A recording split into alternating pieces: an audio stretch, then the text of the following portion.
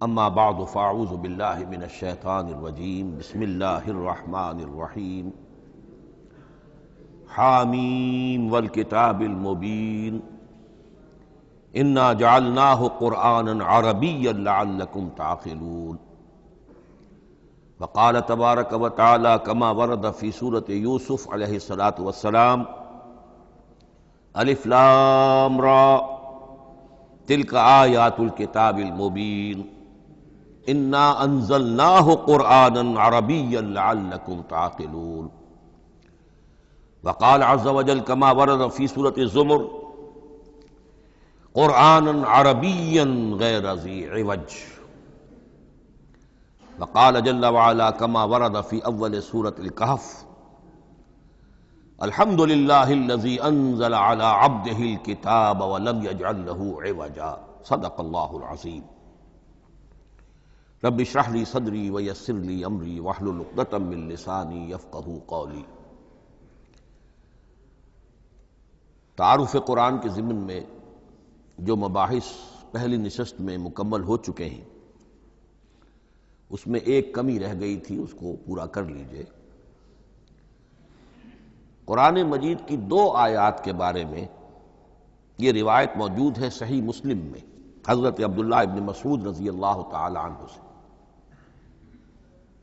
کہ سورہ بقرہ کی آخری 2 آیات حضور کو شب معراج میں عطا ہوئی ہیں، وہ زمین پر نازل نہیں ہوئیں بلکہ حضور نے آسمان پر پہنچ کر ان کو حاصل کیا ہے۔ یہ امت کے لیے شب معراج کے تحفے کے طور پر یہ 2 آیتیں آمن الرسول بما انزل الیہ من ربہ والمؤمنون کل آمن باللہ وملائکتہ وکتبہ ورسلہ لا نفرق بین احد من رسلہ وقالوا سمعنا واطعنا غفرانک ربنا والیک المصیر۔ پھر آخری آیت جس میں طویل ترین دعا ہے۔ یہ 2 آیات جو ہیں مستثنیٰ کر لیجئے تو باقی جو ہے قرآن مجید وہ پھر پورا حجاز میں زمین پر نازل ہوا ہے محمد رسول اللہ صلی اللہ علیہ وسلم کے قلب مبارک پر۔ اب جو اگلی بحث ہے اس تعارف قرآن کے ضمن میں، قرآن کی زبان کون سی ہے؟ یہ سب جانتے ہیں عربی زبان ہے، لیکن کون سی عربی؟ عربی کوئی ایک نہیں ہے۔ جیسا کہ آپ کو معلوم ہے کہ ایک زبان ہوتی ہے پھر اس کے ڈائلیکٹس ہوتے ہیں۔ پنجابی زبان کے نہ معلوم کتنے ڈائلیکٹس ہیں، بنگلہ زبان کے نہ معلوم کتنے ڈائلیکٹس ہیں، پشتو کے کتنے ڈائلیکٹس ہیں۔ عربی زبان کے اس وقت پورے عالم عرب کے اعتبار سے تو دیکھیے تو ہر ملک کا جو ہے اپنا لہجہ ہے اور ان کے اپنے انداز ہے۔ تو خود نزول قرآن کے وقت بھی پورے جزیرہ نماء عرب میں کوئی ایک زبان نہیں تھی، زبان ایک تھی لیکن اس کے لہجے مختلف تھے، الفاظ مختلف تھے۔ تو یہ جان لیجئے کہ قرآن نازل ہوا ہے حجاز کے بادیہ نشینوں کی زبان میں۔ وہ اصل عربی زبان حجازی قوم سمجھتی تھی، شہری زبان نہیں، دیہاتی زبان۔ یعنی کہ شہروں میں دوسرے ملکوں کے لوگ آتے جاتے رہتے تھے، خاص طور پر مکہ مکرمہ جو ہے وہ تو چونکہ ایک بہت بڑا تجارتی مرکز تھا۔ لإلاف قریش ایلافہم رحلۃ الشتاء والصیف فلیعبدوا رب ھذا البیت۔ ان کے قافلے جاتے تھے، آتے تھے، دوسرے تاجر بھی آتے تھے، تو ظاہر بات ہے کہ شہروں کے اندر تو پھر زبان جو ہے وہ مکسڈ ہو جاتی ہے، خالص نہیں رہتی۔ یہی وجہ ہے کہ قریش کے جو شریف گھرانے تھے، اونچے گھرانے تھے، وہ اپنے بچوں کو صحرا میں بھیج دیتے تھے کہ ان کی پرورش وہاں ہو، وہاں وہ خالص عربی زبان سیکھیں، ان کی زبان جو ہے پولیوٹڈ نہ ہو۔ تو بادیہ نشین حجاز کے، نجد کے نہیں، حجاز کے بادیہ نشین، ان کی زبان میں قرآن نازل ہوا ہے۔ یہ آیتیں اس سے پہلے بھی سامنے آ چکی ہیں سورہ زخرف کی، انا جعلناہ قرآنا عربیا لعلکم تعقلون۔ ہم نے اس اپنے کلام قدیم کو عربی زبان کا جامہ پہنایا ہے۔ انا انزلناہ قرآنا عربیا، یہ سورہ یوسف کی آیات، ہم نے اتارا ہے اسے قرآن عربی بنا کر، قرآنا عربیا لعلکم تعقلون۔ سورہ زمر میں قرآنا عربیا غیر ذی عوج، یہ عربی مبین میں ہے، صاف ستھری دھلی ہوئی عربی زبان جس میں کہیں کوئی ٹیڑھ نہیں ہے، کوئی ایچ پیچ نہیں ہے۔ اور یہی پھر سورہ کہف میں جو ایک ترانہ حمد اللہ نے ہمیں سکھایا ہے کہ میرے اس انعام عظیم پر میرا شکر ادا کیا کرو، تو کن الفاظ میں الحمدللہ الذی انزل علی عبدہ الکتاب ولم یجعل لہ عوجا۔ تو یہ عربی مبین جو ہے اگرچہ اصلاً ہے بادیہ نشین حجاز کے، البتہ یہ کہ عرب کے دوسرے قبائل کے بھی ان کی زبانوں کے بعض الفاظ اس میں آئے ہیں۔ اس سے آگے بڑھ کر یہ کہ بعض معرب الفاظ بھی ہیں۔ ہندی زبان کا کوئی لفظ اس نے عربی کا جامہ پہن لیا، فارسی زبان کا کوئی لفظ اس نے عربی کا جامہ پہن، وہ بھی قرآن میں بعض ہیں، استثناءات ہیں یہ۔ جیسے سنگ گل، یہ فارسی زبان کا لفظ ہے، سنگ گل، وہ سجیل بن کر قرآن مجید میں آ گیا ہے۔ حجارۃ من سجیل، یہ جو الم تر کیف فعل ربک باصحاب الفیل سورہ فیل میں ہے، سنگ گل کا سجیل بنا۔ اس طرح کے کچھ اور الفاظ بھی ہیں، لیکن یہ سمجھیے کہ ایکسیپشنز پروو دی رول، یہ استثناءات ہیں، قاعدہ اپنی جگہ پر قائم رہے گا کہ یہ حجاز کے بدوؤں بادیہ نشینوں کی جو زبان تھی اس میں قرآن نازل ہوا ہے۔ اس قرآن کے بارے میں، اس کی زبان کے بارے میں جو چند پہلو سامنے رہنے چاہیے، فصاحت اور بلاغت کی معراج، یہ میں بعد میں قرآن کے وجوہ اعجاز پر جب بحث کروں گا کہ یہ کس کس اعتبار سے معجزہ ہے، تو وہاں زیادہ تفصیل سے یہ بات آئے گی کہ عربی زبان کی فصاحت اور بلاغت کی معراج ہے۔ آپ کو معلوم ہے کہ آج بھی دنیا میں یہودی بھی ہیں جن کی مادری زبان عربی ہے، عیسائی بے شمار ہیں جن کی مادری زبان عربی ہے، ان کے ہاں بھی عربی ادب کی چوٹی کی کتاب جو پڑھائی جاتی ہے وہ قرآن ہے۔ یہ انہیں ماننا پڑتا ہے کہ عربی ادب کی جو آخری کتاب ہے، چوٹی کی کتاب ہے، وہ یہی ہے۔ یہودی بھی پڑھائیں گے، جیسے آپ انگریزی زبان پڑھنی ہے، سمجھنی ہے، تو شیکسپیئر کے بغیر آپ کیسے سمجھیں گے؟ اب وہ تو ایک سٹینڈرڈ ہے۔ اسی طریقے سے یوں سمجھیے کہ عربی زبان عربی ہونے کے اعتبار سے کلام اللہ ہونا اس پر ان کا ایمان نہیں ہے، لیکن یہ کہ عربی زبان کے اعتبار سے اس کی فصاحت اور بلاغت کا لوہا وہ مانتے ہیں۔ پھر اس میں ایک خاص ملکوتی غنا ہے، ڈیوائن میوزک، صوتی آہنگ ہے، عذوبت ہے، مٹھاس ہے۔ لاہور میں ایک صاحب ہیں جو پروفیسر ہیں فونیٹکس کے پنجاب یونیورسٹی میں، وہ کہتے ہیں میں ثابت کر سکتا ہوں کہ جتنے بھی آج دنیا میں اصول ہیں صوتی، یہ خود اپنی جگہ ایک بہت بڑی سائنس ہے، اس کے اعتبار سے میں ثابت کر سکتا ہوں کہ بلند ترین موسیقی قرآن مجید میں ہے، ملکوتی غنا۔ اسی لیے قرآن مجید کو اچھی سے اچھی آواز میں پڑھنے کی تاکید آئی ہے۔ زینوا القرآن باصواتکم، قرآن کو اپنی آوازوں سے مزین کرو۔ اسی طریقے سے من لم یتغن بالقرآن فلیس منا، جو قرآن مجید کو اچھی سے اچھے طریقے پر پڑھنے کی کوشش نہیں کرتا وہ ہم میں سے نہیں ہے۔ اسی طرح کے واقعات بھی ہوئے ہیں۔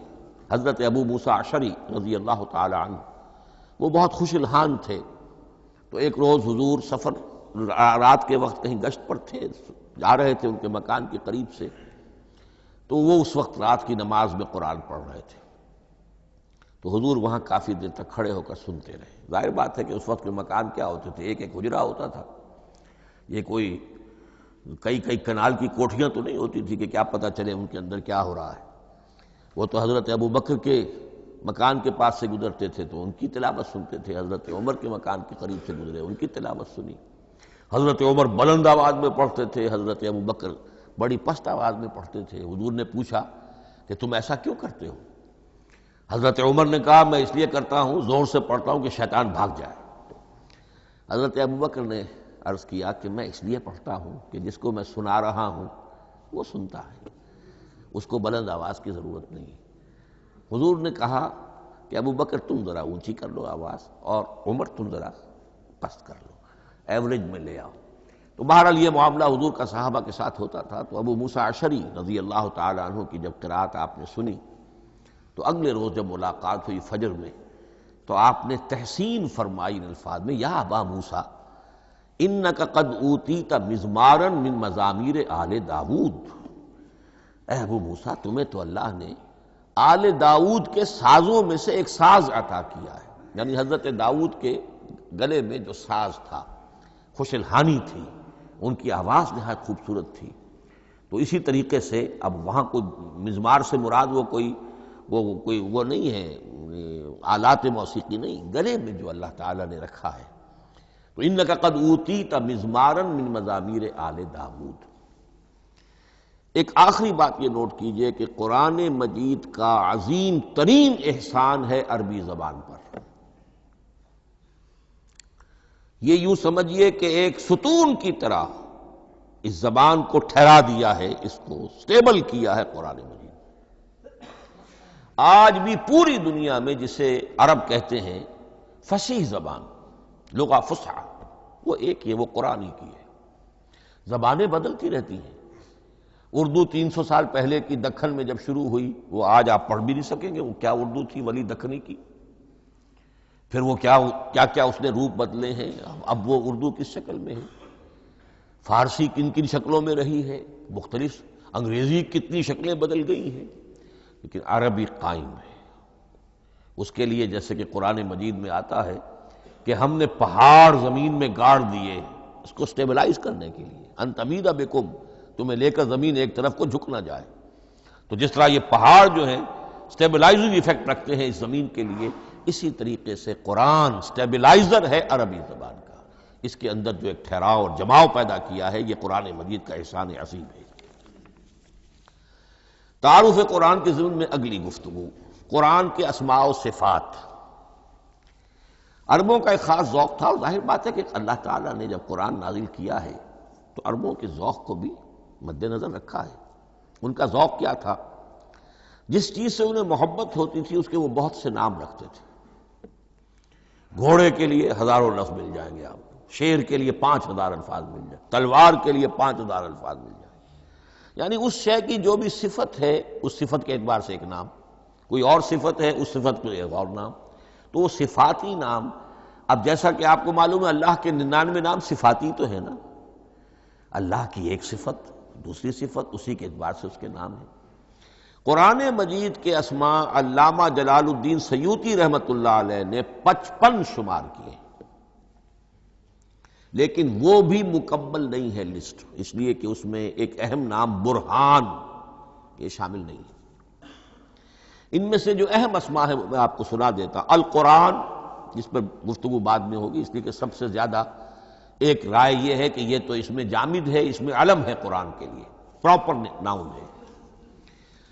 الکتاب، الذکر، الہدی، النور، الفرقان، کلام اللہ، الوحی، روحا من امرنا۔ پھر اس کی صفات کے اعتبار سے الکریم، الحکیم، العظیم، المجید، المبین، رحمہ، العلی، بصائر، بشرا، بشیر، نذیر، عزیز، قرآن عزیز، بلاغ، بیان، احسن القصص، احسن الحدیث، موعظہ، شفاء، مبارک، مہیمن، قیم، مثانیہ، متشابہ۔ یہ میں نے آپ کو 23 نام بتائے ہیں، لیکن یہ کہ علامہ جلال الدین سیوطی نے 55 گنوائے۔ لیکن جو بحث دلچسپ ہے وہ یہ ہے کہ جو اس کے لیے لفظ القرآن ہے، اس کے معنی کیا ہے اور یہ کس مصدر سے، کس مادے سے یہ لفظ بنا ہے۔ ایک رائے تو یہ ہے کہ یہ اس میں جامد ہے، یہ مشتق نہیں ہے، کسی مادے سے نکلا ہوا نہیں ہے۔ اور یہ بھی آپ نوٹ کر لیجئے، اللہ کے اسماء میں سے بھی ایک نام کو سمجھا جاتا ہے وہ مشتق نہیں ہے، اس میں جامد ہے، اس میں علم ہے، اور وہ ہے اللہ۔ باقی سارے نام صفاتی ہیں، ایک نام، اس لیے اس میں ذات کہتے ہیں، اس کو اس میں ذات۔ لیکن یہ رائے متفق علیہ نہیں ہے، یہ کچھ لوگوں کی رائے ہے۔ ایک رائے یہ بھی ہے کہ یہ بھی اس میں علم نہیں ہے، یہ بھی مشتق ہے الہ سے۔ جیسے حکیم یہ صفت ہے، الحکیم یہ اللہ کا نام ہو گیا، الہ ایک معبود، الالہ معبود برحق، الالہ وہ اللہ بن گیا، ایک رائے یہ۔ لیکن یہی اسی طریقے سے نوٹ کیجئے کہ قرآن مجید کے بارے میں بھی ایک رائے یہ ہے کہ القرآن اس کا اسم علم ہے، پراپر ناؤن ہے، یہ جامد ہے، یہ مشتق نہیں ہے، کسی اور مادے سے نکلا نہیں۔ لیکن جو اکثریت کی رائے ہے، جس پر تقریباً اجماع ہے، وہ یہ ہے کہ نہیں، یہ اس میں جامد نہیں، اس میں مشتق ہے۔ لیکن پھر دو رائے ہیں کہ مادہ کیا ہے۔ ایک قرن قاف را نون اور ایک قرا قاف را حمزہ، یہ دو مختلف مادوں کے بارے میں رائے ہے کہ قرآن ان سے نکلا ہے۔ قرن کہتے ہیں کسی چیز کا قریب ہو جانا، جڑ جانا، مل جانا۔ یہ حج کی جو تین شکلیں ہیں، حج تمتع ہے، حج قران ہے اور حج افراد ہے۔ قران کیا ہے؟ ایک ہی احرام میں عمرہ بھی اور حج بھی دونوں کو جمع کر لیا جائے تو یہ حج قران ہے۔ اسی سے قران الصعدین کا لفظ استعمال ہوتا ہے۔ قرینہ اور قرائن جو ہے اسی سے الفاظ۔ امام فرا کی رائے یہ ہے کہ قرن سے یہ قرآن بنا ہے، اس لیے کہ اس میں بھی اللہ تعالیٰ کی آیات جمع ہو گئی۔ اسی طرح قرأ قاف را اور حمزہ، اس قرات کا مصدر بھی بن جاتا ہے، جیسے رجحان، را جیم ہے، رجح سے رجحان، غفران، غفرانک ربنا، پروردگار ہم تیری مغفرت کے خواستگار ہیں۔ اسی طرح قرآن قرأ سے بنا ہے۔ مفعول جو ہے وہ مصدر کے معنی میں آ جاتا ہے، یعنی پڑھی جانے والی شے۔ اور ایک قرأ آتا ہے عربی زبان میں، قرأت الماء فی الحوض، میں نے پانی جمع کر لیا حوض کے اندر، بارش ہوئی میں نے کچھ پانی حوض میں جمع کر لیا، قرأت الماء فی الحوض۔ اسی سے قریہ کا لفظ بنا، قریہ بستی کو کہتے ہیں جہاں لوگ جمع ہو کر رہتے ہیں، قریہ۔ تو اس معنی میں یہ قرآن جو ہے یہ جمع ہے اللہ تعالیٰ کی اسماء صفات اور اللہ کی ذات جو ہے اور اس کی آیات کا جامع ہے۔ یہ ہے لفظ قرآن کی بحث۔ اگلی بحث اور بڑی اہم ہے اور دلچسپ ہے، قرآن کا اسلوب کلام کس کیٹیگری میں فال کرتا ہے؟ قرآن کیا ہے؟ ایک شے کی تو سختی سے نفی کی اللہ نے، یہ شعر نہیں ہے۔ وما علمناہ الشعر وما ينبغی لہ، سورہ یاسین۔ ہم نے شعر تو انہیں سکھایا ہی نہیں، محمد الرسول اللہ کو صلی اللہ علیہ وسلم، اور وہ شعر ان کے شایان شان بھی نہیں۔ شاعروں کے بارے میں سورہ شعراء میں چونکہ بالعموم شاعروں کے بارے میں جو بات کہی گئی ہے، وَالشُّعَرَاءُ يَتَّبِعُهُمُ الْغَاوُونَ أَلَمْ تَرَ أَنَّهُمْ فِي كُلِّ وَادٍ يَهِيمُونَ إِنَّهُمْ يَقُولُونَ مَا لَا يَفْعَلُونَ إِلَّا الَّذِينَ آمَنُوا۔ استثناء تو ہے کہ اچھے لوگ بھی ہوتے ہیں، لیکن اکثر و بیشتر شعراء کا معاملہ یہی ہے، ان کی پیروی کرتے ہیں وہی لوگ کہ جو حد سے گزرنے والے ہوتے ہیں، لاؤبالیانہ انداز والے لوگ، غیر سنجیدہ لوگ پیروی کرتے ہیں۔ خود وہ بھی زمین و آسمان کے قلابے ملاتے ہیں، کبھی ادھر کی بات کبھی ادھر کی بات۔ اور تیسری بات یہ کہ عام طور پر جو کہتے ہیں وہ کرتے نہیں ہیں، انہم یقولون ما لا یفعلون۔ تو یہ شعر کی تو نفی کی گئی ہے قرآن مجید، جیسا کہ میں نے آپ کو سنایا تھا سورہ حاقہ کی آیات، انہ لقول رسول کریم وما هو بقول شاعر، یہ شاعر کا کلام نہیں۔ البتہ ایک بات نوٹ کیجئے، جسے آزاد شاعری، آزاد نظم کہا جاتا ہے، وہ میرا گمان یہ ہے، میں نے چونکہ ان چیزوں کا کوئی تحقیقی مطالعہ نہیں کیا ہے، کہ شاید وہ ہے ہی قرآن سے ماخوذ آزاد شاعری۔ اس میں وزن نہیں ہوتا، ردم ہوتا ہے۔ آزاد شاعری کے اندر ایک ردم ہوتا ہے، وزن نہیں ہے، ایک مصرع اتنا سا، ایک بڑا لمبا چوڑا، لیکن ردم رہے گا۔ یہ جو آزاد شاعری، بلینک ورس جس کو آپ کہتے ہیں، میرا گمان یہ ہے کہ شاید دنیا میں اس کا رواج قرآن کے بعد ہی ہوا ہو، اور قرآن مجید ہی کی نقالی میں یہ صنف جو ہے ادب کی وہ ایجاد کی گئی ہو۔ واللہ عالم، میں یہ بات دعوے سے نہیں کہہ سکتا، گمان ہے میرا۔ البتہ یہ کہ اب اس سے آگے چلیے، شعر نہیں ہے، نثر ہے، لیکن نثر کے اعتبار سے بھی کون سی کیٹیگری میں آئے گی؟ کیا یہ کتاب عام معنی میں جسے ہم کتاب کہتے ہیں وہ کتاب ہے؟ ایک تو وہ بات تھی نا جو اقبال کے حوالے سے میں نے آپ سے کہی، کتابیں نیست چیزیں دیگر است، اس وقت وہ بات نہیں میں کہہ رہا۔ عام کتابوں سے اس کا فرق کیا ہے؟ ایک کتاب ہوتی ہے، اس میں ہر چیپٹر میں ایک بحث مکمل ہو جاتی ہے، اگلے چیپٹر میں پھر لوٹا کر آپ پہلے چیپٹر کی کوئی بات نہیں کریں گے، پھر وہ بات آگے چلے گی، ابواب ہوں گے، ابواب میں مضمون کے مطابق مضمون آگے بڑھتا چلا جائے گا۔ کتاب کا یہ لازمی وصف ہے۔ قرآن مجید عثمانی میں کتاب نہیں ہے، اس میں قصہ آدم و ابلیس 7 جگہ آ رہا ہے، بار بار آ رہا ہے، سورہ بقرہ میں، سورہ اعراف میں، سورہ ہجر میں، سورہ بنی اسرائیل میں، سورہ کہف میں، پھر سورہ طٰہٰ میں، چلتے جائیے، سورہ صاد میں حضرت موسیٰ علیہ السلام کا قصہ کتنی مرتبہ آ رہا ہے۔ تو قرآن مجید اس کتاب کی کیٹیگری، اس کی ڈیفینیشن پر پورا نہیں اترتا۔ دنیا میں جو کتاب کا معیار ہے، عام اس کا جو اسلوب ہے، اس کی جو ڈیفینیشن ہے، ایک شکل ہوتی ہے مجموعہ مقالات، وہ بھی نہیں ہے، اس میں ہر مقالہ اپنی جگہ پر ایک مکمل شے ہوتی ہے، لیکن یہ کہ وہ دوسرے مقالات سے تو مختلف ہوگی، یہ مجموعہ مقالات بھی نہیں۔ اس کا اسلوب جو ہے وہ خطبے کا ہے، اوریشن،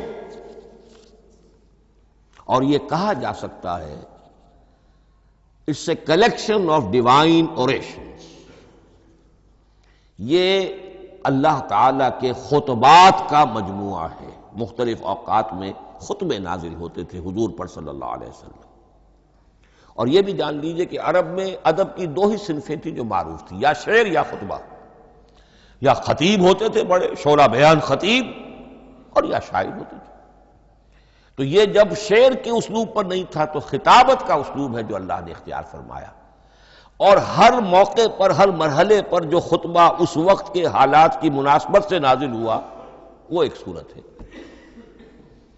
تو یہ ہے کلیکشن آف ڈیوائن اوریشنز، یہ اللہ تعالی کے مجموعہ خطبات الہیہ اسے کہا جا سکتا ہے، لیکن اس سے جو چند نتیجے نکلتے ہیں وہ نوٹ کرنے ضروری ہیں۔ خطبے میں مخاطب اور مخاطب کے مابین ایک ریپور ضروری ہے۔ اگر کوئی مصنف بیٹا کتاب لکھ رہا ہے، اس کے سامنے کوئی سامع نہیں ہوتے، وہ تو اپنی مگن میں جو بھی خیال ہے اپنے دل میں وہ لکھ رہا ہے۔ خطبے میں سامع سامنے ہوتے، اگر ان کے درمیان رپورٹ نہ رہے، ہم آہنگی نہ رہے، تو پھر وہ خطبہ غیر مؤثر ہو جائے گا، لوگ جو ہیں ان کو اونگ آنے لگے گی، وہ متوجہ ہی نہیں رہیں گے۔ تو ایک رپورٹ مخاطب اور مخاطب ان کے درمیان۔ دوسرے یہ کہ خطبہ کا ایک وصف لازمی یہ ہوتا ہے کہ ایک واقعاتی پس منظر ہوتا ہے پیچھے موجود۔ اب کوئی شخص ہے سیاسی تقریر کر رہا ہے، ایک خاص پس منظر موجود ہے، اس میں وہ ان چیزوں کی طرف حوالے دیتا چلا جائے گا، صرف کوئی تفصیلات بیان نہیں کرے گا، اس لیے کہ وہ لوگوں کو معلوم ہے آج کے دور کا ایک واقعہ ہے، لوگوں کے علم میں ہے، لیکن کتاب میں آپ لکھیں گے تو پھر وہ پورا واقعہ بھی بیان کرنا پڑے گا آپ کو کہ یہ کب ہوا، کیسے ہوا، جس کا میں حوالہ دے رہا ہوں۔ لیکن خطبے کے اندر پس منظر جو ہے وہ موجود ہے، اور اس کے حوالے سے صرف جو اشارات اس کی طرف ہو جائیں گے۔ نمبر 3 یہ ہے کہ خطبے میں تحویل خطاب بہت ہوتا ہے۔ تحویل خطاب سے کیا مراد ہے؟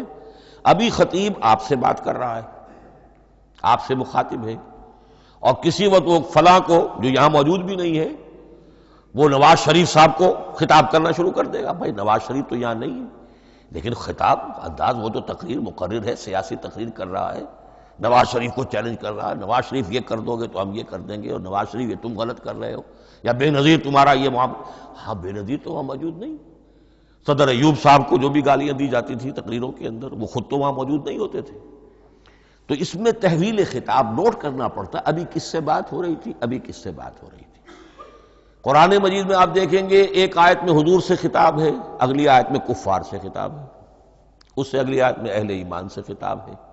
تو تحویل خطاب جو ہوتا ہے اس کے حوالے سے نوٹ کرنا پڑتا ہے کہ اس وقت اس آیت کا جو رخ ہے کدھر ہے، اس میں کس کو خطاب کیا جا رہا ہے۔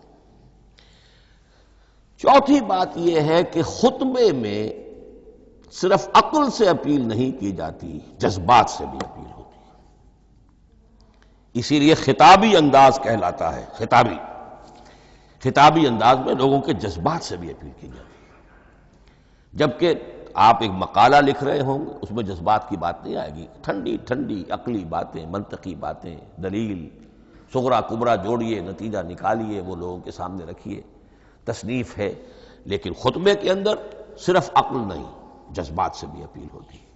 اب یہ سارے اوصاف میں جو بیان کر رہا ہوں، یہ سب قرآن مجید میں بتمام و کمال بدرجہ اتم موجود ہیں۔ اور آخری بات یہ کہ خطبے میں، اور یہ کہ یہ چیز مشترک ہے غزل میں بھی اور قصیدے میں بھی اور خطبے میں بھی، اس کا اول و آخر بہت جامع اور مؤثر ہونا چاہیے۔ اسی لیے مطلع مقطع یہ خاص طور پر ہوتے ہیں نا۔ مقطع میں آپ پڑھی ہے سکون گسترانہ بات، جس غزل کا مطلع جاندار ہے اس کو آدمی پڑھے گا، اور اگر وہ مطلع پھسپھسا ہے وہ باقی نظم پڑھے گا ہی نہیں، چاہے آگے اس کے اندر بڑا عمدہ شعر بھی ہو وہ نہیں پڑھے گا۔ مطلع ہی جو ہے بے جان ہے، پھسپھسا ہے۔ پھر مقطع آخری جو شعر ہو، تو قصیدے میں بھی یہ ہے اور خطبے میں بھی یہ ہے۔ یہی وجہ ہے کہ قرآن مجید کی صورتوں میں اکثر و بیشتر شروع کی آیات اور آخری آیات انتہائی اہم ہوتی ہیں، بہت جامع ہوتی ہیں، جن کو کہا جاتا ہے کہ یہ سور جو ہیں ان کی ابتدائی آیات، خواتین اور پہلی آیات۔ اب سورہ بقرہ کی آیات شروع کی، پھر آخری جو ابھی میں نے آپ کو سنائی، یہی آل عمران کا معاملہ ہے، کس شان کے ساتھ وہ اٹھ رہی ہے۔ یہی سورہ حج کا ہر جگہ پر آپ دیکھیں گے ابتدائی جو ہے خطیب اگر ایسی بات، ایسا انداز اختیار کرے کہ اپنے سامعین کی توجہ کو اپنی طرف مبذول کرا لے، اگر شروع کا انداز ایسا نہیں ہے تو وہ بات آگے بڑھے گی نہیں۔ آخری بات یہ کہ خطبے میں ہمیشہ یہ ہوگا کہ ایک مین سپیکر جو ہے اس کی ایک بات سامنے ہے کہ میں نے یہ بات اپنے سامعین کے ذہن میں بٹھانی ہے، لیکن دائیں بائیں کی باتیں کرے گا، کوئی قصہ بھی سنائے گا، کوئی شعر پڑھے گا، کوئی اور کوئی لطیفہ بھی سنائے گا۔ ہمارے ہاں کے جو بہترین خطیب جو ہوتے تھے وہ احراری حضرات جو ہے بہترین خطیب ہوتے تھے، اور آپ نے سنا مولانا عطا اللہ شاہ بخاری رحمۃ اللہ علیہ، ان کی تقریریں 6 گھنٹے تک لوگ سنتے تھے۔ وہ کبھی رلا بھی رہے ہیں، کبھی ہنسا بھی رہے ہیں، عام آدمی تنقید بھی کرے گا کہ یہ کیا ادھر ادھر کی باتیں کر رہے ہیں، لیکن وہ پھر جب آخری تقریر ہوتی تھی تو جب تقریر ختم ہوتی تھی، جو بات وہ ذہن میں بٹھانا چاہتے تھے، دل میں اتارنا چاہتے تھے، وہ بیٹھ چکی ہوتی تھی۔ باقی یہ کہ ادھر ادھر کی چیزیں جو ہیں وہ آکسیلری چیزیں ہیں وہ رہتی ہیں۔ یہ ہیں 6 اوصاف خطبات کے، اور قرآن مجید کے اندر بھی یہ اوصاف کم و بیش موجود ہیں۔ قرآن کا اسلوب خطبے کا ہے۔ اب اگلی بحث پر آئیے، قرآن مجید کی ترکیب اور تقسیم، سنتھیسس اور ڈویژنز۔ اب اس میں سمجھیے کہ کلام جو ہے اللہ کا کلام ہے، کلام مرکب ہوتا ہے کلمات سے، کلمات حروف سے بنتے ہیں۔ عربی زبان کے حروف 28 یا 29 ہیں، الف اور حمزہ کو ایک ہی مانیں گے تو 28 رہ جائیں گے، الف علیحدہ حمزہ علیحدہ تو 29 ہو جائیں گے۔ یہ حروف جڑتے ہیں، لفظ بنتے ہیں۔ لفظ محمل بھی ہوتا ہے، لیکن کلمہ وہ کہلاتا ہے جو بامانی لفظ ہو۔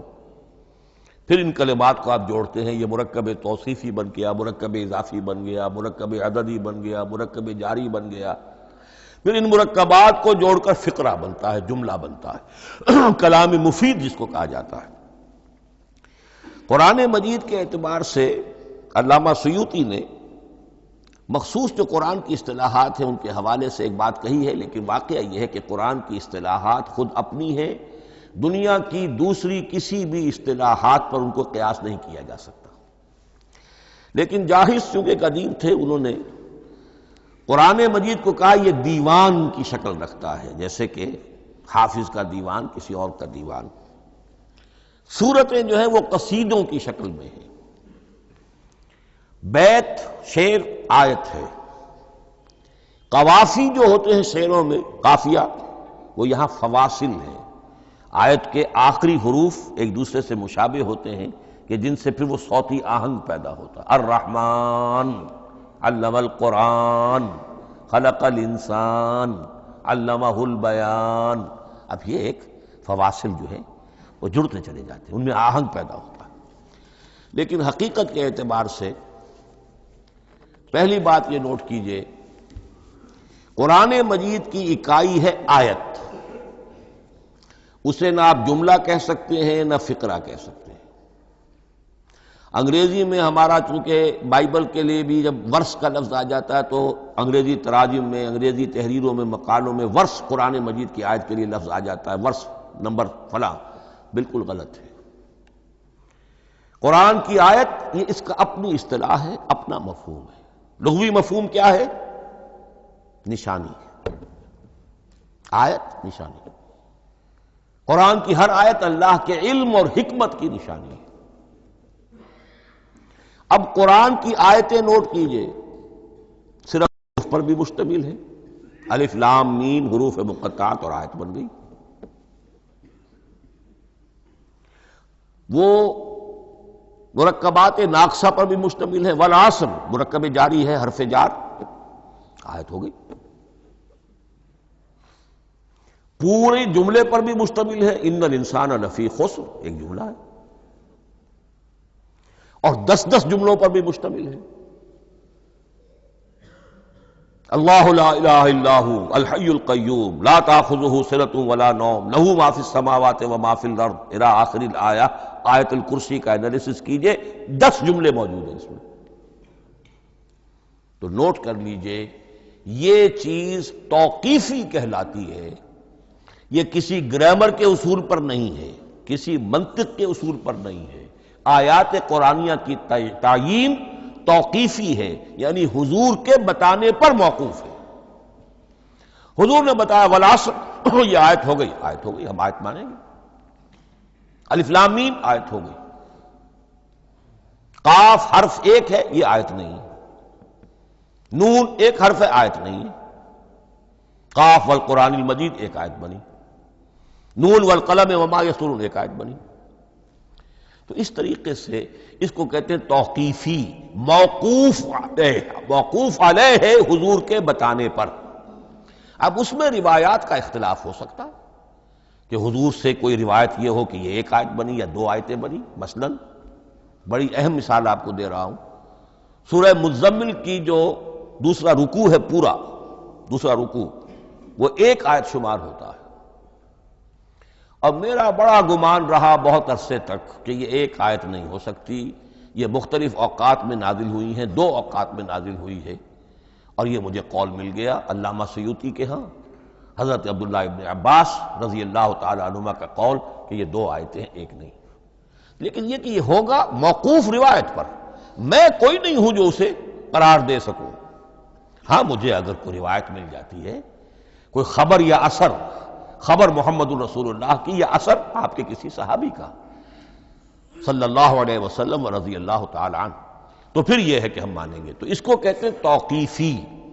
آیات اور سور کا معاملہ توقیفی ہے بالکل، یا کسی منطق، کسی گرامر، کسی اصول بیان، کسی پر مبنی نہیں ہے، یہ مبنی ہے حضور کے بتانے پر۔ اس طرح سورت کسے کہتے ہیں؟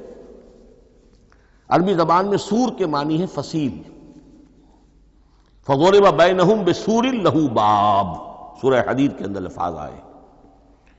اب اس کا کیا تصور دیا گیا کہ ہر آیت جو ہے وہ اللہ کے علم اور حکمت کی نشانی ہے۔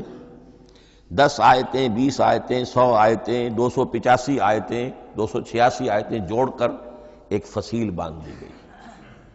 یہ شہر حکمت خداوندی ہے، ایک نظم ہوتا ہے۔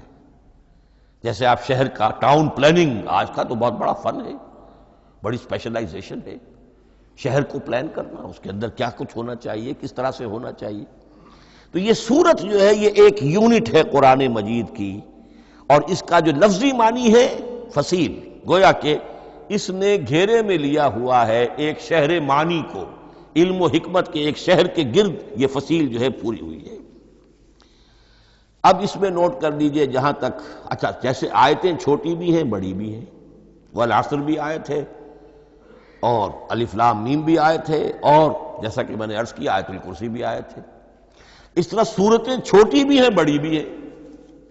سورۃ العصر 3 آیتیں، سورۃ الکوثر 3 آیتیں، سورۃ النصر 3 آیتیں، 3 ہی سورتیں 3 آیتوں پر مشتمل ہیں۔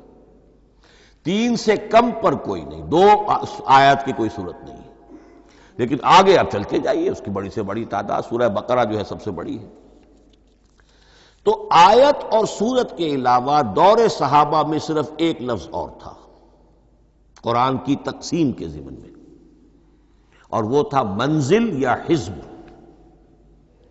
منزل یا حزب 7 منزلوں میں یا 7 احزاب میں قرآن کو تقسیم کیا گیا، تاکہ جو شخص قرآن مجید ایک ہفتے میں ختم کرنا چاہے، ہر شب میں، اکثر و بیشتر وہ لوگ رات کو ہی رات کی نماز میں قرآن پڑھتے تھے، ایک منزل پڑھ لے تو ہفتے میں پورا قرآن ختم ہو جائے گا۔ یہ حزب بھی ہے اور منزل بھی ہے، اور یہ چونکہ دور صحابہ میں تھا، یقیناً حضور نے بتایا ہوگا، اس میں آپ کو عجیب حسن نظر آئے گا۔ اس میں یہ نہیں کیا گیا کہ بالکل برابر برابر ساتھ کر دو بھائی، چاہے صورتیں ٹوٹ جائیں، صورتوں کی فصیل کوئی نہیں ٹوٹتی اس میں، صورتیں مکمل جو کہ تو آئیں گی۔ اور پھر یہ کہ عجیب بات ہے کہ سورہ فاتحہ کو اگر ایک طرف رکھ دیں، وہ قرآن کے دیباچے کی حیثیت رکھتی ہے۔ تو پہلی منزل میں 3 سورتیں، دوسری میں 5 سورتیں، تیسری میں 7، چوتھی میں 9، پانچویں میں 11، چھٹی میں 13، اور 17 اور 7ویں میں 65۔ یہ ہے کہ جو ان سورتوں کی ایک بڑی، جیسے کہ ایک سیڑھی چڑھ رہی ہے، اور تقریباً مساوی ہو جاتے ہیں، کوئی 4.25 پارے ہے، کوئی 4.5 پارے ہے، کوئی 4.25 پارے، اس طریقے سے ہے، تقریباً مساوی۔ لیکن آرٹیفیشل ایکویلٹی پیدا کرنے کے لیے، مصنوعی مساوات پیدا کرنے کے لیے سورتوں کی فصیلوں کو نہیں توڑا گیا۔ اس سے آگے چل کر جو پاروں کی تقسیم ہے وہ بہت بعد کی بات ہے، 30 پارے، اور اس میں آپ کو یہ ساری قباحتیں نظر آئیں گی۔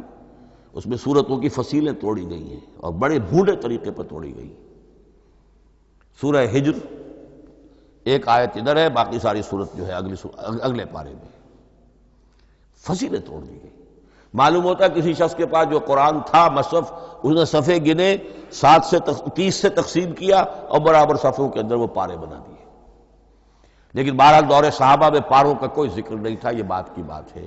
دور صحابہ میں آیت، سورت اور حزب۔ اسی طریقے سے طویل سورتوں کو جو رکوعوں میں تقسیم کیا گیا، یہ بھی بات کی بات ہے۔ لیکن یہ جو تقسیم کیا گیا ہے سورتوں کو رکوعوں کی شکل میں، 35 سورتیں تو قرآن کی ایسی ہیں چھوٹی ہیں جو ایک ایک ہی رکوع پر مشتمل ہے۔ آخری پارے کی 37 سورتیں ہیں، پہلی 2 کی جو 2 رکوع ہے، باقی سب کے سب جو ہے وہ ایک ہی رکوع شمار ہوتا ہے۔ لیکن رکوع کیوں کیے گئے؟ لمبی صورتوں میں سے اگر کچھ حصہ پڑھنا ہے نماز میں، سورہ بقرہ پوری تو نہیں پڑھ سکتے آپ ایک رکعت کے اندر، تو اس کا وہ حصہ پڑھا جائے جس میں ایک مضمون پورا ہو جائے، مضمون نہ ٹوٹے، تاکہ وہاں پر رکوع کرے آدمی کہ جہاں پر کہ وہ مضمون ایک اعتبار سے مکمل ہو گیا۔ تو رکوع سے رکعت ہے، رکوع ہے، اس رکعت کے اندر ایک حصہ اتنا پڑھا جائے تاکہ مضمون جو ہے وہ خوبصورت رہے اور اس کا سلسلہ برقرار رہے۔ یہ تقسیم بھی اگرچہ بہت ہی ایک بدنام شخص ہے ہماری تاریخ کا، حجاج ابن یوسف، یہ اس کی ہوئی تقسیم ہے یا اس نے کرائی ہے، بہرحال اس کی طرف منسوب ہے، اور یہ بات ماننی پڑتی ہے کہ بڑے گہرے غور و فکر سے تقسیم کی گئی ہے، الل ٹپ نہیں ہے، بلکہ اس کے لیے واقعتاً غور کر کے جہاں وہ مضمون ختم ہوتا ہے، کہیں کہیں آپ اختلاف کر سکتے ہیں اور آپ کو حق حاصل ہے، اس لیے کہ یہ چیزیں توقیفی نہیں ہیں، یہ حضور کی بتائی ہوئی نہیں ہے، نہ رکوعوں کی تقسیم۔ اب سعودی عرب میں جو قرآن مجید چھپ رہے ہیں ان میں حزب ہو گئے ہیں، یعنی ہر پارے کو پارے برقرار رکھ کر 8 حزب بنا دیے انہوں نے، 4 حزب بنا دیے اور پھر نصف حزب کر کے 8 حصے کر دیے۔ تو یہ چیزیں جو ہیں، ہمارے ہاں رکوع تو پاروں سے ادھر ادھر ہو جاتے ہیں، پارا بدل گیا رکوع وہی چل رہا ہے، اس لیے کہ رکوع میں مضمون کو پیش نظر رکھا گیا ہے، جبکہ پارے میں مضمون کو نہیں سامنے رکھا گیا۔ تو رکوع کا معاملہ جو ہے، چاہے وہ حجاج ابن یوسف ہی نے کیا ہے، لیکن یہ کہ بہرحال وہ بہت صحیح ہے، اکثر و بیشتر کہیں کہیں آپ اس سے اختلاف کر سکتے ہیں۔ تو یہ تو اس کا ہم نے آپ کے سامنے رکھا سنتھیسس۔ اب اگلا موضوع ہے ترتیب و تدوین کیسے ہوئی۔ ان علینا جمعہ و قرآنہ، ہمارے ذمے ہے اس کو جمع بھی کرنا اور پڑھوانا بھی، اور پڑھوانے میں ترتیب آ جائے گی لازماً۔ لیکن یہ کہ ایک بات تو اس میں بالکل متفق علیہ ہے، جس میں کسی شک و شبے کی گنجائش نہیں، قرآن کی ترتیب نزولی اور تھی، ترتیب مصحف اور ہے۔ ترتیب مصحف میں سورہ فاتحہ کے بعد سورہ بقرہ ہے، سورہ بقرہ نازل ہوئی ہے مدنی دور میں جا کر، پھر سورہ آل عمران ہے وہ بھی مدنی ہے، سورہ نساء ہے وہ مدنی ہے، سورہ مائدہ ہے وہ مدنی، پھر آئی ہے سورہ انفال اور سورہ توبہ۔ یہ سورہ انفال تو مدنی نہیں، سورہ انعام اور سورہ اعراف یہ ہے کہ جو مکیات ہیں، یہ کہ بھی مکی دور کی بھی آخری زمانے کی ہے۔ ابتدائی جو مکی صورتیں وہ سب سے آخری حصے میں ہیں، 29واں پارہ اور 30واں پارہ۔ تو ترتیب نزولی اور تھی، ترتیب مصحف اور ہے، اس میں تو کسی شک و شبے کی گنجائش نہیں۔ لیکن ہمارے ہاں اہل تشیع نے اس چیز کو بہت اچھالا ہے۔ ان میں سے بعض گروہ ایسے ہیں جن کا کہنا یہ ہے کہ اصل قرآن جو ہے وہ ترتیب نزولی کے مطابق تھا، یہ ترتیب تو عثمان نے کر دی رضی اللہ تعالی عنہ۔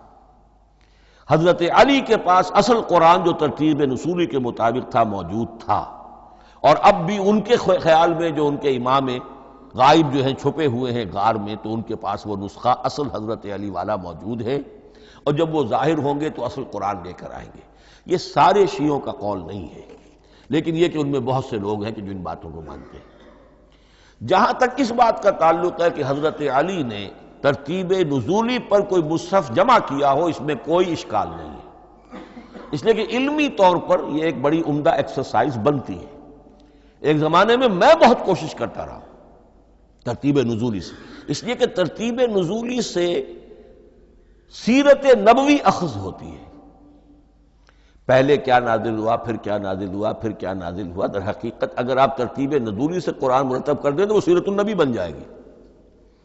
تو اس کو سمجھنے کے لیے ایک زمانے میں نے بڑی محنت کی ہے، لیکن ایک تو یہ کہ وہ یقین سے وہ باتیں ملتی نہیں ہیں، بعض روایات ہیں لیکن یہ کہ پھر بھی آپ یقین سے نہیں کہہ سکتے۔ اکثر و بیشتر قرآن مجید میں لکھا بھی ہوتا ہے، ترتیب کے موٹی موٹی چیزیں معلوم ہیں نزولی ترتیب کی، لیکن یہ ہے کہ یقین کسی بات پر نہیں۔ تو پہلی بات یہ ہے کہ ہمارے نزدیک، اہل سنت کے نزدیک، اصل جو حجت ہے دین میں وہ ترتیب مصحف ہے۔ یہی ترتیب جو اس وقت مصحف عثمان کی ہے رضی اللہ تعالی عنہ، یہی ترتیب ہے لوح محفوظ کی، یہی ترتیب ہے ام الکتاب میں، یہی ترتیب ہے کتاب مکنون میں۔ اب اس کی سمجھیے کہ اس کی تدوین کن مراحل میں ہوئی۔ سب سے پہلے اس کے جو مراحل ہیں 3، خود نبی اکرم صلی اللہ علیہ وسلم کے زمانہ مبارک میں جمع اور ترتیب یہ ہو گئی، لیکن کتابی شکل میں نہیں، ما بین الدفتین نہیں۔ حضور نے لوگوں کو پڑھ کر سنایا، اس ترتیب سے سنایا جس ترتیب سے یہ مصحف میں اب موجود ہے، اور ہر رمضان میں حضرت جبرائیل دورہ کرتے تھے حضور کے ساتھ، جتنا کہ قرآن اس وقت تک نازل ہو چکا ہوتا تھا، اور آخری رمضان مبارک آپ کی حیات طیبہ کا جو تھا اس میں 2 مرتبہ پورے قرآن کا دورہ ہوا۔ تو دورہ قرآن بغیر ترتیب کے تو نہیں ہو سکتا۔ تو یہ ترتیب حضور کی ہوئی ہے، توقیفی ہے، اور حضور ہی نہیں اللہ کی ہوئی ہے۔ یہی ترتیب لوح محفوظ میں، کتاب مکنون میں اور ام الکتاب میں ہے، اور یہ ترتیب حضور دے کر گئے ہیں صحابہ کرام کو۔ حفاظ تھے، کتنے حفاظ جو ہیں جنگ یمامہ میں شہید ہو گئے، تبھی تو خیال آیا کہ اس کو کتابی شکل میں بھی مرتب کیا جائے۔ لیکن کتابی شکل میں جسے کہتے ہیں 2 گتوں کے درمیان ایک کتاب مجلد، اس صورت میں جہاں تک میں تحقیق کر سکا ہوں اور جہاں تک ہمارے اکثر و بیشتر لوگوں کی رائے ہے، حضور کے زمانے میں یہ اس طریقے سے ما بین الدفتین، 2 گتوں کے مابین ایک کتاب کی شکل میں قرآن موجود نہیں تھا۔ لوگوں کے سینوں میں محفوظ تھا، جیسے محمد الرسول اللہ کے سینے میں محفوظ تھا۔ ان علینا جمعہ، وہ جمع حضور کے سینے میں کیا اللہ نے۔ اسی طرح پھر صحابہ کرام بے شمار جو حفاظ تھے ان کے سینوں میں محفوظ تھا۔ دوسرا مرحلہ کب آیا؟ جب حضرت ابوبکر صدیق کے عہد خلافت میں جنگ یمامہ میں بہت سے حفاظ شہید ہو گئے۔ اب ایک تشویش پیدا ہوئی، ایسا نہ ہو کہ قرآن ضائع ہو جائے، لہذا اسے کتابی شکل میں مرتب کر لینا چاہیے۔ اس کے لیے پھر بہت سے صحابہ نے حضرت ابوبکر کو اپروچ کیا کہ جتنے قراء ہیں، جتنے کاتبین وحی ہیں، ان سب کو آپ جمع کیجئے اور جمع کر کے اس قرآن مجید کو ایک کتاب کی شکل میں جمع کر لیں۔ حضرت ابوبکر شروع میں بہت ریلیکٹنٹ رہے، بہت ریلیکٹنٹ رہے۔ ان کا ایک خاص مزاج تھا، اتباع رسول کا جذبہ انتہا درجے کا۔ جو کام حضور نے نہیں کیا میں کیسے کروں؟ اگر تو یہ کام واقعی کرنے کا تھا تو حضور کرتے، میں کیسے کروں؟ لیکن یہ کہ جب صورتحال بہت لوگوں کی طرف سے دباؤ پڑا کہ نہیں یہ کر لینا چاہیے، ان کے سامنے بھی حکمت آ گئی، تو پھر انہوں نے اتفاق کرتے ہوئے جتنے بھی کاتبین وحی تھے ان سب کی ایک کمیٹی بنائی اور ان کو کہا کہ اب اس قرآن کو مرتب کر کے ایک کتابی شکل دے دی جائے۔ وہ کتابی شکل حضرت ابوبکر کے دور میں ہو گئی۔ تیسرا مرحلہ کیا ہے؟ یہ کتابی شکل میں جب قرآن مجید آ گیا اور شروع میں یہ اجازت تھی کہ ہر قبیلے، ہر علاقے کے لوگ اپنے لہجے میں پڑھ لیں۔ اب پنجابی ہمارا مسلمان جو ہے وہ چاقو کو کاچو کہے گا تو وہ لکھے ہوئے کو بھی چاقو کو کاچو پڑھ کے نکلے جائے گا۔ تو مختلف لہجوں میں ہونے سے وہ ان کا جو ہے قرآن مجید بدل رہا تھا، کوئی کسی طرح پڑھ رہا ہے، کوئی کسی طرح پڑھ رہا ہے۔ اب اس کی تشویش ہوئی حضرت عثمان کے زمانے میں، جب دور بہت پھیل گیا، اسلام کا دائرہ، دارالاسلام کی وسعت بہت ہو گئی کہ اس طرح اگر یہ لوگ پڑھیں گے اور اپنے اپنے لہجے کی وجہ سے اب اس لہجے میں شکل بدل بھی جاتی ہے لفظ کی۔ کاچو کو کاف الف چے واو لکھنا شروع کر دیں گے پھر کہ کاچو سنا ہم نے، تو چاقو تو سنا ہی نہیں۔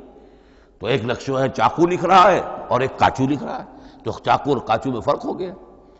لہذا اس وقت پھر جو کام کیا گیا وہ یہ کہ ایک ہی رسم تحریر، رسم کتابت، رسم الخط میں قرآن مجید کے نسخے تیار کیے گئے۔ اصل میں ایک بہت بڑا مغالطہ ہو جاتا ہے ہمارے جمعوں کے خطبوں میں، حضرت عثمان رضی اللہ تعالیٰ عنہ کے نام نامی کے ساتھ وہ قوافی جو ہیں ان کی مناسبت سے جامع آیات القرآن عثمان ابن عفان رضی اللہ تعالیٰ عنہ، غالب علی کل غالب علی ابن ابی طالب رضی اللہ تعالی۔ اب یہ جو جوڑتے ہیں قافیے، تو حضرت عثمان کے نام کے ساتھ یہ قافیہ جوڑ دیا، اس سے لوگوں کو مغالطہ بھی ہوا اور دشمنوں نے ایکسپلائٹ کیا کہ اس کا مطلب یہ ہے کہ قرآن تو جمع ہوا ہے حضرت عثمان کے زمانے میں، اور حضرت عثمان کے زمانے میں اور حضور کے زمانے میں کم و بیش 15 سال کا فصل تو ہو چکا، گویا کہ قرآن مرتب ہی ہوا ہے حضور کے انتقال کے 15 برس بعد۔ پھر حضرت عثمان کی شخصیت کو خاص طور پر جو سبائی فتنہ اٹھا تھا اس نے ایک ڈسپیوٹڈ پرسنالٹی بنا کے رکھ دیا ہے، نہیں معاذ اللہ، کوئی شک نہیں، لیکن یہ کہ ایک فتنہ اٹھا، فتنۃ الکبریٰ، اور حضرت عثمان رضی اللہ تعالیٰ عنہ کو انہوں نے بدنام کیا، لہذا اس کے نام سے اور بٹا لگ گیا، یہ مصحف عثمان ہے۔ یہ ہے اصل میں وہ حماقتیں کہ جو ہوئی ہیں ہم سے، یہ قافیے ملانے کی وجہ سے، حالانکہ حضرت عثمان کی شان جو ہے وہ در حقیقت جامع آیات القرآن نہیں ہے، جامع الامت علی رسم واحد، پوری امت کو ایک رسم الخط پر جمع کرنے والی شخصیت حضرت عثمان کی ہے۔ مثلا اب دیکھیے مالک یوم الدین کس طرح لکھیں گے؟ میم لام اور کاف، میم الف اور لام اور کاف لکھیں گے آپ، یہ غلط ہو جائے گا۔ میم پر کھڑا زبر ہوگا اور اس کو مالک پڑھیں گے، میم پر اگر کھڑا زبر نہیں ہے پڑھا زبر ہے تو ملک پڑھیں گے، اور قراتوں میں یہ دونوں موجود ہے، ملک یوم الدین بھی ہے اور مالک یوم الدین بھی ہے۔ اگر آپ نے میم الف لکھ دیا ایک قرات نکل گئی، اب وہ اس میں آ ہی نہیں سکتی، وہ تو مالک ہی پڑھا جائے گا۔ یہ زیر زبر بھی جو لگے ہیں قرآن مجید میں، یہ بھی حجاج ابن یوسف کے زمانے میں لگے، اس سے پہلے نہیں تھے۔ اور یہ رموز و اوقاف، یہ آیتوں کے نشان اور یہ وقفہ بیچ میں، یہ بھی حجاج ابن یوسف کے زمانے کی چیزیں ہیں۔ ورنہ عربوں کے لیے تو ان کی اپنی زبان تھی، انہیں ان چیزوں کی ضرورت ہی نہیں تھی۔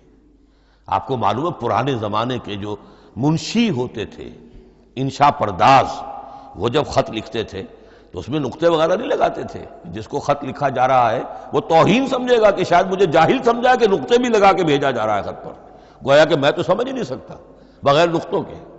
تو یہ جو ہے پرانے جو شکستہ خطوط لکھے جاتے تھے ان کا یہ انداز تھا، لہذا کوئی نقطے وغیرہ نہیں تھے، یہ بھی بعد میں لگے۔ تو ملک یوم الدین، مالک یوم الدین، اس کی رسم آئے گا میم لام کاف، کھڑا زبر ہے مالک یوم الدین اور ویسے پڑا زبر ہے ملک یوم الدین۔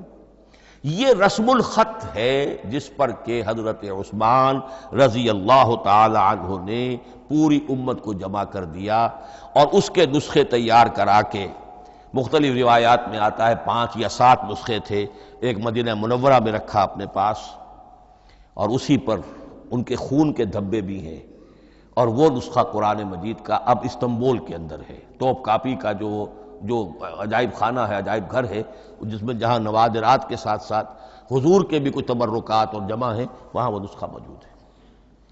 اس میں انگلی جو کٹی تھی حضرت نائلہ جو ان کی اہلیہ تھی، جب وار کیا گیا ہے حضرت عثمان پر، قرآن پڑھ رہے تھے، انہوں نے روکا اپنے ہاتھ سے تو ان کی انگلی کٹی اور اس کے خون کے قطرے جو ہیں وہ مصحف پر آئے۔ تو یہ وہ قرآن، پھر انہوں نے ایک مکہ مکرمہ میں، ایک دمشق میں، ایک کوفے میں، ایک یمن، ایک بحرین، ایک بصرہ، مختلف جگہوں پر وہ آفیشل ورشن قرآن کا صرف رسم الخط اسکرپٹ کے اعتبار سے۔ لیکن اب پھر نوٹ کر لیجئے، قرآن مرتب ہو چکا، مدون ہو چکا دور نبوی میں، لیکن کتابی شکل میں نہیں، سینوں میں محفوظ۔ دور خلافت ابی بکر میں وہ کتابی شکل میں لایا گیا، اور اس کے لیے پھر بحث ہوئی کہ اب اس کا نام کیا رکھا جائے۔ اس کے لیے کئی نام تجویز ہوئے، سفر بھی، انجیل بھی، وغیرہ وغیرہ، لیکن پھر اس کو حضرت عبداللہ ابن مسعود رضی اللہ تعالی عنہ نے اہل حبشہ سے استشہاد کرتے ہوئے مصحف نام رکھا۔ مصحف، یہ مصحف بن گیا حضرت ابوبکر کے زمانے میں، لیکن مصحف کی قرأت کے جو فرق ہو رہے تھے تو وہ لکھنے کے اندر بھی فرق آنا شروع ہو گیا۔ اس کو دور کیا حضرت عثمان نے، اس کا آفیشل ورشن تیار کروایا، ایک رسم الخط پر پوری امت کو جمع کر دیا، باقی جو نسخے تھے انہیں آپ نے پھر ضائع کر دیا، تاکہ کوئی اور یہ نہ رہے کہ اب یہ بھی ایک تھا پرانا نسخہ نکل آیا، اس میں تو یہ لفظ اس طرح لکھا ہوا ہے۔ تو جامع الامت علی رسم واحد، ایک ہی رسم الخط پر پوری امت کو جمع کرنے والی شخصیت وہ حضرت عثمان کی ہے رضی اللہ تعالی عنہ۔ بہرحال یہ نوٹ کیجئے کہ یہ مرحلہ بھی حضرت عثمان کے زمانے میں، تو یوں سمجھیے کہ حضرت عثمان کا پورا عہد بھی آپ جوڑ لیں تو آپ کی جو شہادت ہے وہ تقریباً یوں سمجھیے کہ حضور کے انتقال کے وہ 25 برس بعد ہے، گویا ربع صدی کے اندر اندر حضور کے انتقال کے بعد، چوتھائی صدی کے اندر اندر سارے مراحل طے ہو گئے۔ یہی وجہ ہے میں نے شروع میں آپ کو بتایا تھا کہ پوری دنیا یہ مانتی ہے کہ آج جو قرآن مسلمانوں کے پاس ہے، یہ ہے وہی جو محمد عربی صلی اللہ علیہ وسلم نے اپنی امت کو دیا تھا۔ یہ دوسری بات ہے کہ ہم سمجھتے ہیں کہ محمد عربی صلی اللہ علیہ وسلم کو یہ اللہ کے کلام کی صورت میں حضرت جبرائیل نے پہنچایا تھا، وہ اس کو نہیں مانتے، لیکن یہ حصہ اس کا ماننے پر مجبور ہے کہ وہ اصل قرآن اپنی اسی انٹیگریٹی کے ساتھ، اپنے پوری پیور، اس کا جو بھی ہے ٹیکسٹ پیور ہے، اور اس کی انٹیگریٹی میں کوئی شک و شبہ کی گنجائش نہیں ہے کہ یہ وہی شے ہے جو محمد نے اپنی امت کو عطا فرمائی تھی صلی اللہ علیہ وسلم۔ ایک آخری بات، چل میرے پاس 3 منٹ ہیں، یہ جو میں نے آپ کو ترتیب بتائی تھی قرآن کی، آیتیں، سورتیں، پھر حزب، اب اس میں ایک شے نوٹ کر لیجئے۔ آیت اللہ تعالیٰ کے علم و حکمت کا ایک نمونہ ہے، آیتوں کو جوڑ کر جب سورت بنائی تو آیتوں کے اندر جو ربط ہے، اس ربط آیات سے ایک اور معنی ایک اور حکمت کا دروازہ کھلتا ہے۔